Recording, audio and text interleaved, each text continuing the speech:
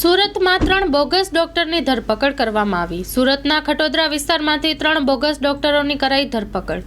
આઝાદનગર વિસ્તારમાં વિનય ક્લિનિક નામથી ચાલી રહ્યું હતું ક્લિનિક। બોગસ સર્ટિફિકેટના આધારે ચાલી રહ્યું હતું clinic.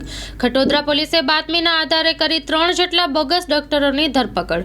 Story report by Satish Kumbhani સાથે કેમેરામેન ચિંતન ગજેરા, સુરત। આજથી 15 દિવસ પહેલા જોન ફોર્ડ સાહેબની સૂચના મુજબ પાંડેસરા પોલીસ સ્ટેશન ખાતે ડ્રાઈવનું આયોજન કરીને 15 થી 16 જેવા બોગસ ડિગ્રીધારી ડોક્ટરોની ગુનો દાખલ કરવામાં આવ્યો છે। તેમાં તપાસના અંતે અમદાવાદ રખિયાલ ખાતે અને તેમજ અહીંયા નાનપુરા ખાતે 2 ટેકનિકલ કોલેજો ચલાવી અને ખોટી ડિગ્રીઓ આપતા હતા। એ અનુસંધાને જે તે સમયે પાંડેસરાની ટીમે અમદાવાદ રેડ કરી અને ત્યાંથી ડોક્યુમેન્ટ કબજે કરેલ છે અને તેના રજિસ્ટરો કબજે કરેલા હતા। એવા રજિસ્ટરોમાંથી મારા સલાબતપુર ખટોદરા વિસ્તારમાં જે ડૉક્ટર પ્રેક્ટિસ કરતા એમના ડેટા મેળવી તેઓના વિરુદ્ધમાં મેડિકલની ટીમ સાથે રાખી તેમજ એસએનસીની ટીમો રાખી અને ગઈકાલના રોજ કાર્યવાહી કરીને 3 ડૉક્ટર વિરુદ્ધમાં ગુનો દાખલ કરવામાં આવેલ છે।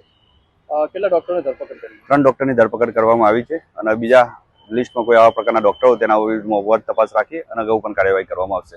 કેટલી ગંભીર બેદરકારી સાહેબ?